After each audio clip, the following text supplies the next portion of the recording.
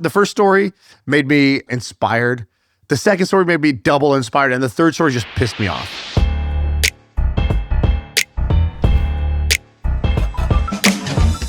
All right, so I have a theme here for this episode. Have you seen this meme that's going around on Twitter where it's like a stick figure and he's like this and he's at his computer and it says, share a bit of lore about yourself. So share some lore.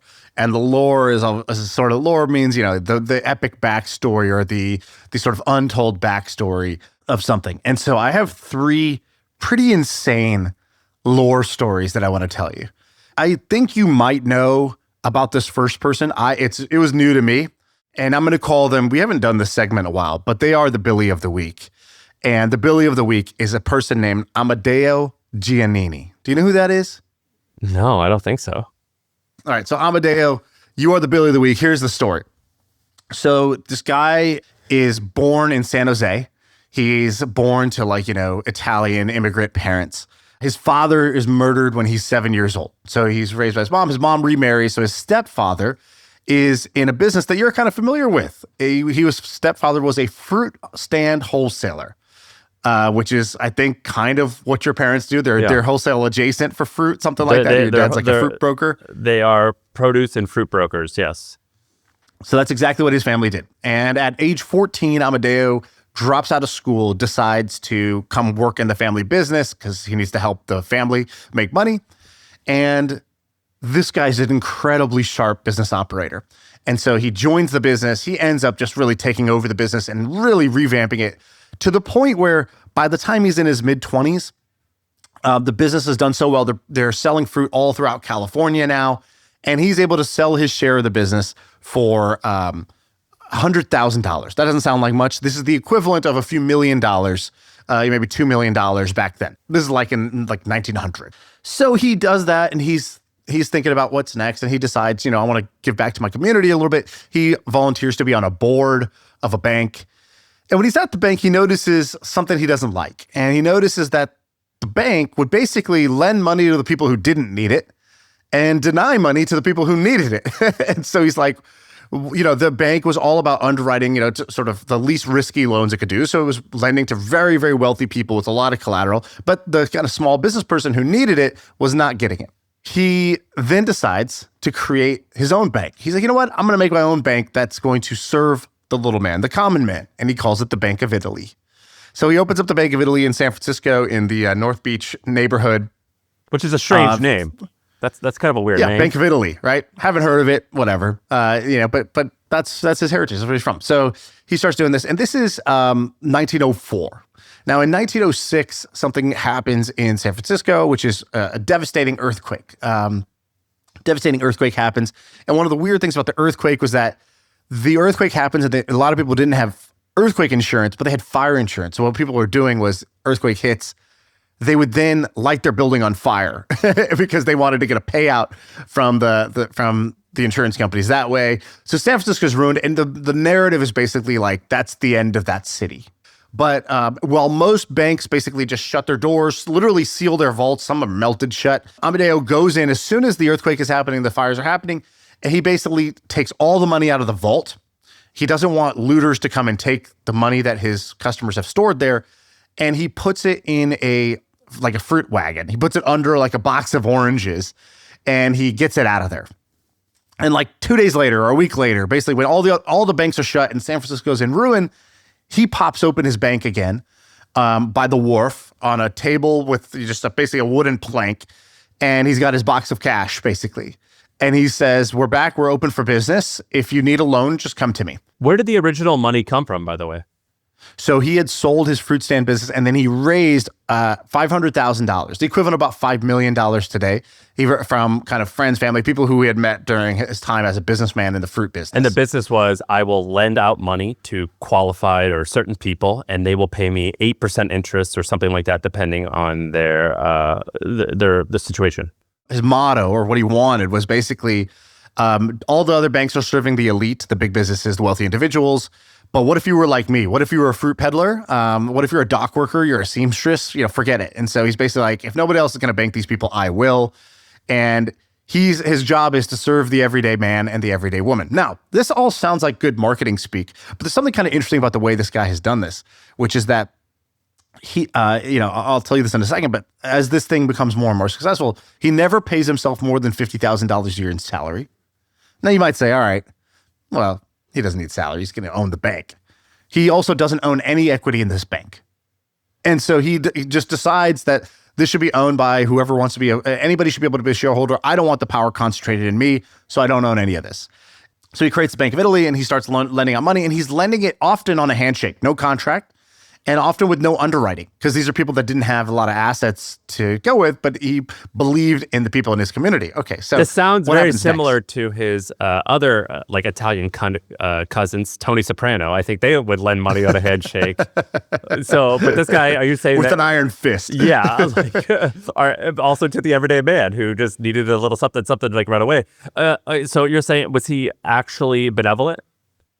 Yes, he's actually benevolent. So, which is why this is kind of like lore, right? That's actually kind of a crazy story, because up till now, everything so far has been something that every business tycoon would say, but then actually, they're basically greedy pigs. So this guy's the real deal. Pietro's the real deal. And when the fire happens and everybody wants and everybody else ran away, he decides to give loans to people on no collateral, no contract.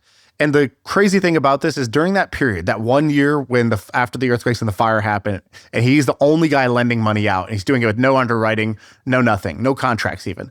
He ends up getting paid back every single loan. Every penny of every loan ended up getting paid back. So he did not lose money on a single loan, which is kind of a crazy sort of act of good faith in humanity, which is kind of crazy.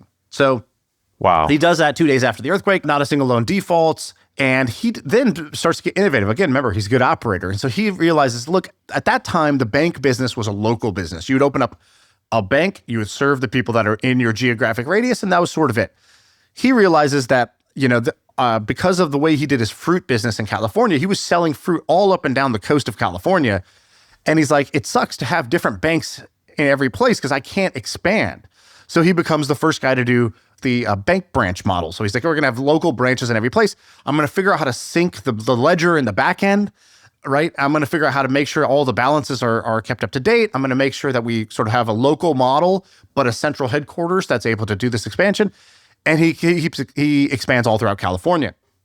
So it becomes very, very successful. He's basically pioneering interstate banking. He helps fund a bunch of interesting things. So the California agricultural boom. So he's providing credit to all the farmers, the vineyards, all this stuff, the food distributors.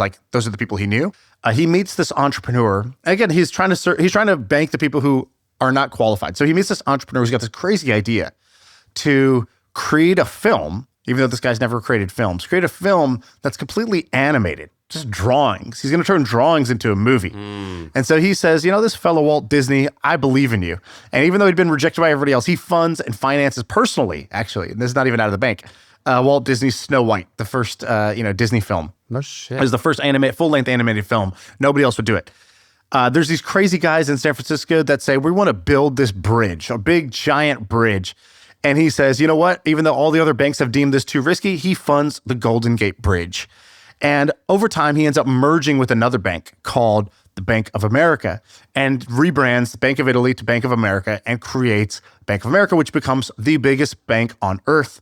And even while it does that, he still never takes more than $50,000 a year of salary. He owns zero stock in Bank of America. His family does not, inherit this giant fortune. And he dies in 1949, not owning a single share of the bank that he founded. And his philosophy was that serving the needs of others is the only legitimate business. What a badass story. That was really good. Good job. That's what a baller. That's absolutely insane. So it wasn't like a Sam Altman, I don't own any shares type of thing. Yeah, I just do this. Yeah. I just love it. That was real. So yeah, Walt Disney said about him, he goes, Amadeo, that man gave us oxygen when we needed to breathe. Isn't that crazy? He started it in the North Beach of San Francisco, the famous Italian neighborhood of San Francisco. This is really cool. I think if I remember correctly, is this still the case? Doesn't Bank of America, they use the logo of him pulling fruit or something like that? which I've Do they? I don't know about that. I remember seeing like a famous logo of or like they've used this logo before of a guy like pulling stuff. And another one, interestingly, is Wells Fargo. Wells Fargo was started in San Francisco as well, and they started as I think that the 1906 earthquake, I think, also helped their business thrive. This is cool. That's cool. I wonder if there's another example of someone who truly like founded something and actually did not benefit financially from it in this scale. I mean, what are the odds that there's a founder of a company that's worth more than 300 billion that did not do it for personal profit and took no share in it, took no wealth out of it? It's got to be number one. All right, I read a ton. I would say almost a book a week. And the reason I read so much is because my philosophy towards reading is I want to see what worked for the winners that I love and what strategies they use. And then I want to see what mistakes did they all make? What were the common flaws that they all had? And I just want to avoid that. And so HubSpot asked me to put together a list of the books that have changed my life so far in 2025. And I did that. And so I listed out 7 books that made a meaningful difference in my life. And I explained what the difference is that they had on me or what actions I took because of the book. And then also I listed out my very particular ways of reading because I'm pretty strategic about how I read and how I read so much and how I remember what I read and things like that. And so I put this together in a very simple guide. It's 7 books that had a huge impact on my life. And you can scan the QR code below if you want to read it, or there's a link. You guys know what to do. There's a link in the description. Just go ahead and click it, and you'll see the guide that I made. So it's the 7 books that had a massive change in my life this year so far, and then also how I'm able to read so much. So check it out below. Have you heard of John Bogle? Yeah, Vanguard. So John Bogle, there's this thing called, I originally learned about him because there's this thing called Bogleheads. It's like have you ever been to bogleheads.com? It's a forum where people discuss financial advice or investing. And the general thesis of Bogleheads is exactly what I buy into, which is just super boring. Just buy an index fund. John Bogle, and this is off the top of my head, so I could get some of this wrong, but John Bogle founded that. So he created this thing called the Vanguard Group, which created one of the first index funds, and that is now VOO and VTI, which are the 2 largest. And it's something like $1 trillion in assets or something insane like that. And John Bogle owned a portion of it, but I think when he died, I think his net worth was like $50 or $100 million compared to the $1 trillion in AUM that the company has. And so not the same as this Bank of America guy, but a little bit of a similar, like, kind of had a Robin Hood type of vibe. Well, you did one on Chuck Feeney, who gave it away, which I think is similar. But I mean, I've heard of a lot of people who give it away. I've never heard of anyone who built it and never took anything from day one. I think that's pretty remarkable. And you saw this story on Twitter where they're talking about the lore. Well, I was on the most interesting man in the world's profile, most interesting man on Twitter. Yeah, Shiel, and he was talking actually about Lloyd's of London. How he was telling a story more about Lloyd's of London, which is about when those fires happened. Lloyd, at the time, people were a little bit distrustful of like an overseas insurer, and Lloyd's of London said, they instructed their team, pay all claims in full, regardless of what coverage they had. And this just restored and they put an incredible amount of trust in Lloyd's of London and gave them an incredible reputation. And so in times of trouble, trouble is opportunity. And they sort of saw the opportunity to step in and be the most trusted partner when everybody else was trying to deny as many of the claims as possible, even ones that they really should have paid out. Lloyd's went the exact other way, and that helped build their reputation. And then he had a footnote at the bottom that this is similar to how Bank of America started. And I thought, that's interesting. I never really heard this story, and I went and started reading about it. So I think about these moments all the time. These moments where the data says to do one thing, and everyone says to do this one thing, and you choose to do the opposite, and it doesn't make sense, and it somehow works. I've had many opportunities in my career to take those chances, and I basically never do. like very, very seldom, because when you're up against those situations, it's you need courage. You need to be a little crazy. You need a bunch of that. And like, for example, I think Jeff Bezos has this story where he was like, yeah, the data shows that we can raise prices and we will just make more revenue, but that's, I mean, nothing will change. People are just going to continue buying. And an employee was like, why don't you do this? He's like, well, because we said we're going to be the low cost provider. Like we said, you want to like be able to buy everything from us at a low price. So I don't care what the data says. The mission is the mission. And there's all these, I've heard of a variety of stories like this that I'm incredibly inspired by. Have you ever had an opportunity to take one of these moments and you actually took it, or do you typically follow the data?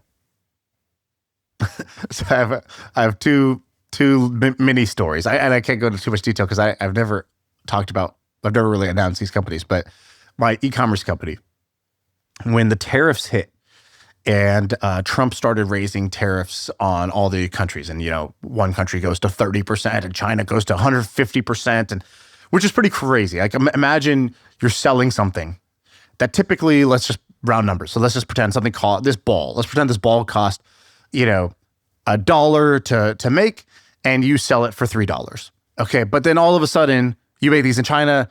Now this ball no longer costs $1. It still costs the dollar, but then you have 150% extra tariff, which means now this ball costs you $2.50. So you can no longer charge $3 for this, right? To make the same, margin, this ball now needs to cost whatever, $6, $7. And so everyone in our space started raising prices. So one company raised prices, the second company raised prices, and they all did it like back to back, because it's kind of like, oh, they took the bullet already.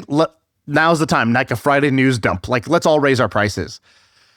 And we were about to do it. The CEO of our company wanted to do it. And then I was like, what if we just do the exact opposite? Like, what if we just don't raise the price at all? Like, not to cut the price, because that would be like suicidal, but like, let's not raise the price. And so I wrote out this like long message, kind of like this like copywriting sort of thing. Like, hey guys, blah, blah, blah. Almost like a bit like a prank, basically. So I was like, hey, as you know, this is the tariff situation, this is the reality of the situation is this. I just want to let you guys know, like, we're not raising prices. And and literally the crowd roared on social media, thousands and thousands of like people sharing this in other communities and other groups, being like, this is the type of company to respect. And I'm like, oh my God, this is amazing. Pat on the back. Turns out if you just give away free stuff, people love you. Fucking Robin Hood out here, man. And then 3 months later, I'm like looking at the P&L. Our margin has dropped to 3%. We have a 3% EBITDA margin, 5% or something like that. And, I want it to be 15 or 20%. And I'm like, how do we fix this? And it's like, I guess we got to raise the prices. And so I'm like, I'm going to try to figure out how to go back at this point and raise the prices now, because it just doesn't make any sense to run this business at these costs. Yeah. This is the hard part that I'm referring to. This is the hard part. So I took the short-term like roar of the crowd to be like, God, everybody loves it when I give away dollar bills for 70 cents. I'm the man. I'm a genius. And now I'm like, oh God, this is What's the second time? The second was a little bit different, which was one of my other companies. We had a situation where the business is going great. It's actually a slightly different situation, but the principle of trouble is opportunity. So this wasn't a pricing giveaway stuff, but it was like business is going gangbusters, and then adversity hits. Something happened. A competitor did something, and then all of a sudden changed the dynamics, and now we have to figure out what's going on. And as we're figuring it out, like, it definitely in the moment feels like absolute, like, it feels like trash. You wake up and you wake up and you're just like, oh my God, like my business that was so great yesterday, now, like, I was so hopeful, and now I'm absolutely hopeless. Like, we all know startups are this roller coaster. Even knowing that doesn't quite prepare you for when you go from that peak and then the roller coaster starts to drop. And we just had this moment where we were like, okay, one mindset here is damage control, so minimize the amount of bleeding that happens here. But before we go into just like minimize damage mode, let me just ask a question. Like, is there a way where we come out the other side of this much better off? Like, is there a Lloyd's of London moment here where we could do something that on the surface might sound a little crazy, a little unorthodox, but in a time of trouble, when everybody else is doing X, what if we just did Y? Like, would that work? Is there a possibility for that? And so again, I can't like go into too much of the detail here, but I think it led to a slightly different mindset of like, actually, you know what? I think when we come out the other side of this, we're going to not just be stronger because we survived, but like, I think there's a thrive possibility here. If we just nailed X, Y, Z, and we never would have even figured this out had this not happen, right? And everyone else went left. But if we go right, I think we might end up being like really have separated ourselves from the pack. And so we'll see how that one plays out. But, I just sort of always remind myself, which is like, within every disadvantage baked is a small potential advantage if you could figure it out, right? And that trouble is opportunity. So the natural reaction in trouble is that trouble is problems. Trouble is pain. And yeah, there might be some challenges, there might be some pain, but trouble is also opportunity if you have your eyes open during the trouble to figure out where is the opportunity. So we had Tim Ferriss on the other day. One of the most suggested books that he has or that he recommends to others is The 22 Immutable Laws of Marketing. Have you ever read that book?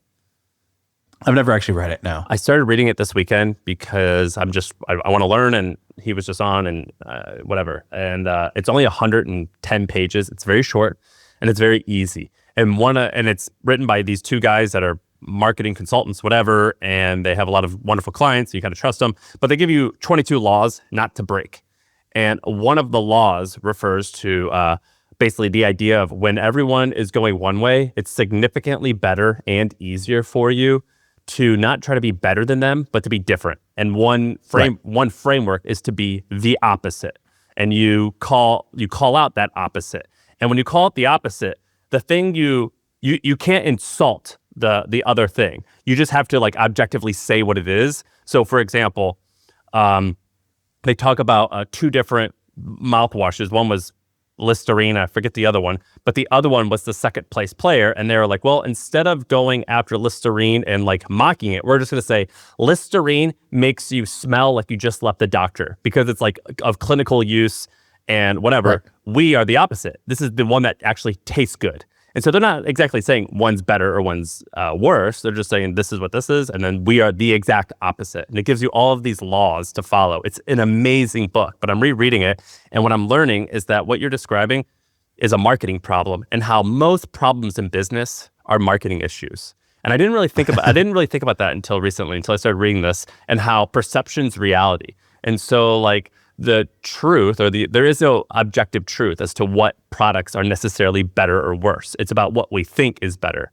And so this book is really good. You should reread it because what you're describing is like, it's sort of like when you reread the 48 Laws of Power and you like see like, oh, this person is committing this, like they are doing this. Like you could do the same thing. You get the Neo in the Matrix moment where you see the code. You're like, okay. Yeah, it's pretty cool. He's like, so you're telling me I'll be able to dodge bullets? He's like, I'm telling you. When you're ready, you won't have to, right? It's like basically, if you understand psychology at a certain level, then you're able to make you're able to do less work and have a better result. I used to have, I don't know if you remember this, at the office we used to come to in Monkey Inferno, we used to have a giant poster that I made where it was 3 triangles and then it was a picture of an ugly circle and it just said, different is better than better. For sure. And I made this for our team because like we're always just trying to say how we're better than everybody. And everybody says they're better, and everybody's trying to be better, and we're all trying to one-up themselves. The only thing we have to focus on is say how we're different. The public can decide if that's better for them, right? Maybe you want the mouthwash that's really clinical. Maybe you want the mouthwash that tastes good, right? Like, what do you want? Well, our job is just to highlight the difference. And it's really hard to be better than something that's been out, has more funding, more people working there, has been out for 20 extra years. Like, it's really hard to topple the incumbent with a better product, when actually you just have to be a significantly different product that will be way better for a certain set of customers. All right. So the second one. All right. The second one is modern day. So we went, 130 years ago. Now we have a today situation that kind of inspired me. I think it'll inspire a lot of other people too. So do you know who Preston Thorpe is? Preston Thorpe? I don't think so. You may have seen this story because it was going viral recently, but here's the story. So I see this headline that there's this guy who's a software developer. He's an engineer, except the weird thing is that he's incarcerated right now. He's an employee, he's a software engineer for them, but he's incarcerated in a prison in Maine, and he has been for a while. And so I was like, how did this happen? What is the story here? And so the story is pretty crazy. Basically, this guy grows up. He's 17 years old. He's a computer geek. He's sort of always like, he's torrenting music and movies. He's doing what a lot of people were doing. A lot of us who were on our computers when we were teenagers. Not me, of course, for anyone listening, but others. And somewhere along the way, he this is what he says. He goes, "I get kicked out of my house by my parents for being a stupid 17-year-old like kids are. But instead of being broken homeless on couches, I come back, I'm apologetic, and I beg mom and dad to let me back in. That I'm sure was their plan, and it worked. The problem was I stumbled headfirst into the dark web, where Silk Road, pre-Silk Road, of internet wholesale drugs. And he's like, there was a place where you could buy chemicals for pennies from sketchy companies in India and China and Canada and Holland, and they would sell them in bulk. So instead of just being totally apologetic and reformed, I ended up going off the deep end, and suddenly I'm making tens of thousands of dollars a week by the age of 18, 19 years old, selling drugs that I'm buying wholesale. So he's So what was he buying? He was buying like MDMA, weed, stuff like that. Okay. All right. He was buying that and he was selling it. That's so understood. Age 20, he gets arrested for the first time. They catch MDMA coming in the mail from Vancouver. They catch some weed coming from California. And because of the weed, he ends up going to prison. And so he goes to prison, goes for a couple of years, and he gets out. And here's what he says. He goes, a few years later, I leave prison with $0 in my pockets because lawyers and commissary are expensive and nobody pays Nobody pays what they owe you when you go to jail. And so then I get out and I'm living in a halfway house. It smells like crack smoke. It's filled with parole officers and junkies. And I'm left with a difficult choice. I can continue to live here and walk every day to a temp agency, hoping to get a $10 an hour manual labor job, but I don't have an ID or a social security card at this point. Or I could go to New York, go see some old associates, and come back home after a week with $10,000 or $20,000 in my pocket. And I could spend my time living in a comfy luxury hotel until I get back on my feet and rent an apartment. I chose the latter, and obviously I was back in prison a short 14 months after a short 14 months of addiction and misery. Where's he writing this? On his blog? On his blog. It's called My Story. And he says, I've been incarcerated now with this sentence since 2017. And he says the following. He goes, I came in with a terrible attitude, a terrible outlook on life, and no hope for my future. He spent 3 of the 10 years that he's been there in solitary confinement. So 22, 23 hours a day. He writes, parentheses, 10% of my life, ? And at some point, I truly became one of the people that people looked at me and saw when I first came into prison at 20. They would ask, is this your first bid? And you would say, first, I'm not coming back here. And they would always laugh. The older heads would always laugh. Everyone says that, but everyone comes back. And sure enough, I did. And so he talks about how he's there. And during the pandemic, he got lucky that he happened to be at this prison in Maine that has this program where you can both enroll in college coursework while you're in prison, but they also gave him limited internet access.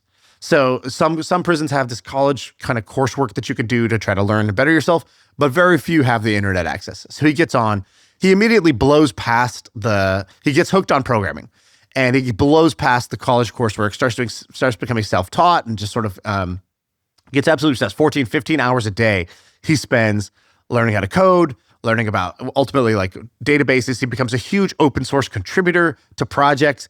And people don't know because they just see his open source code. They don't know his backstory. So they reach out with a job offer and then they find out about him. Well, one company who did that was willing to actually employ him. And so for the past few years, he's working a full-time job from prison, and he pays 10% of his wages to, I guess, like whatever he owes or has to pay back. And then the rest, he keeps. And he's like become this kind of inspiring figure. And I just thought this was kind of an amazing example of, doing what you want, of making the most out of a otherwise pretty bleak situation. He said the following quote. Well, when I Googled him, his LinkedIn came up first, and he's employed at Torso. Is that right?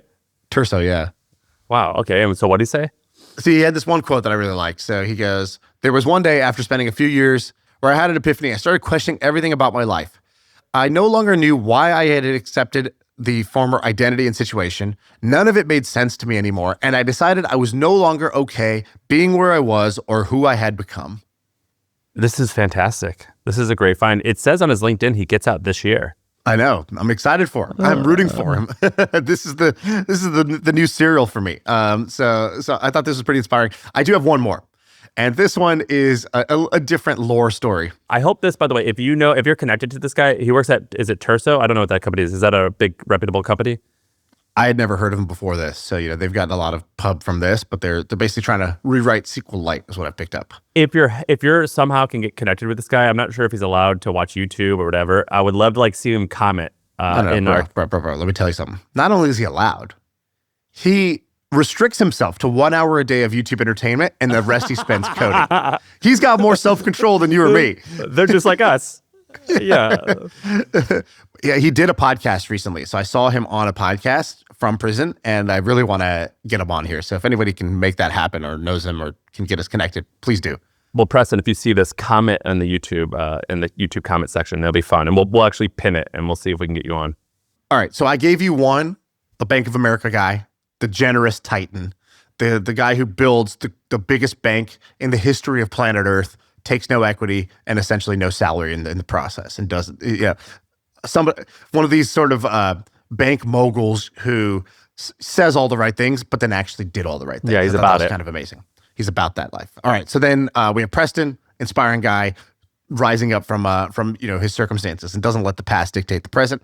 Okay, now the last one is a guy named Stefan Thomas. And this one is a different sort of lore story that just kind of also captured my imagination and sort of broke my brain a little bit. All right, so this guy, Stefan, in 2011, he's like a programmer, I think. In 2011, he gets paid to make a video about Bitcoin. And again, 2011, so, Bitcoin, I think the white paper was like a 2009 thing. I think Bitcoin started in 2010. So this is 1 year into Bitcoin. And he makes an educational video about Bitcoin. He gets paid 7,000 Bitcoin to do it. And 7,000 Bitcoin at the time is like 10 grand, basically. It's like $1 or $2 per Bitcoin. Who paid him? Like who, if you're a year in, was it like Satoshi? I mean, was it like a... I don't think so. I think there was like, some early companies that were, interested in, or, making educational content about this. So that same 7,000 Bitcoin is today worth 400 million Bitcoin. But of course, that assumes you held. Now, the crazy thing about Stefan is he held the whole way. Now, you might be wondering, how does this guy have this incredible, belief, this conviction, this foresight? Is he an investing genius? Does he have the self-discipline of a Navy SEAL? Like, how did he get himself to hold all the way up to, Bitcoin today, $118,000? Well, the answer is he couldn't sell. He lost the password to his Bitcoin because what he did was when he got to Bitcoin, he stored it. He did a best practice. He stored it on a hardware wallet, the Iron Key. At the time, the most secure way to hold Bitcoin. And he writes the password down to his Iron Key on a piece of paper, folds it up, puts it somewhere safe. Problem is, he forgets about it because at the time it was a little bit of a smaller thing. It was 710K. Cool, I'm going to hold this, so we'll see what happens. Life happens, and he loses the piece of paper. Is Iron Key a brand, or is that like a protocol? So it's a company. The brand. Wow. It's a company that makes it's the name of the device, let's say. Great product. It works. Yeah, exactly. Also, great marketing for his product in a way. I take that back. It's pretty terrible marketing. This is my fear with hardware wallets in general: is you lose you are the security vulnerability. You lose the password. So he loses the password, and he goes and he tries to guess what it was. Guesses once, guesses twice. The problem is Iron Key has a limit. You only get 10 guesses. So he has a $400 million treasure sitting on a device that's in his house, just sitting on his desk, and he can't unlock it. And he tries everything. He tries to remember. He tries looking everywhere for it. He tries to remember it. He has hypnosis done to him to try to see if the hypnosis can bring it back out of his subconscious mind. Nothing's working. He has now tried 8 of his 10 password guesses. Oh, man. He has 2 left as of right now. Now, that alone is already just like, oh, dude, it's like a party story. Here's where it gets weird. Dude, have you seen that old TV show Twilight? Have you ever seen that? Like, there's a famous episode. The vampire thing? Or No. This is from the 50s. There's a very famous episode where this guy's like, all I want to do is read all day. And there's a doom apocalypse. The world ends and everyone dies and he's all by himself. And he's like, finally, I get to read all day. And then he's walking to go grab his favorite book and his glasses fall off and he mistakenly steps on them. And it's like one of these be careful what you wish for type of thing. And this is it. This is it's like when you ask the genie for something, but you weren't specific enough. And it is, this is that story. That sucks. It's almost worse. It's like he found the genie and lost the lamp. Is actually what happened here.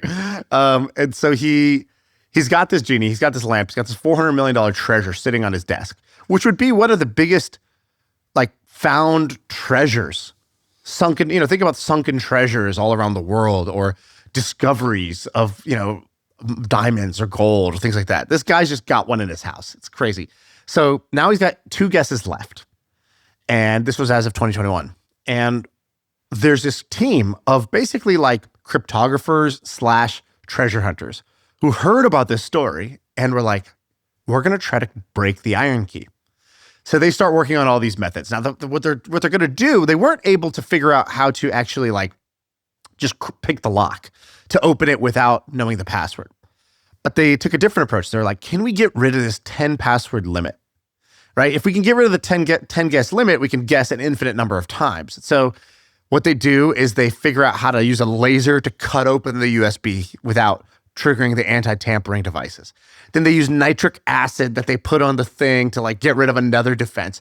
And these guys actually have done it. They figured out how to turn the iron key into an infinite guess situation. No way. When did this happen? Like recently? This happened a few years ago, 3 or 4 years ago. Now here's the problem. Stefan doesn't want to work with them.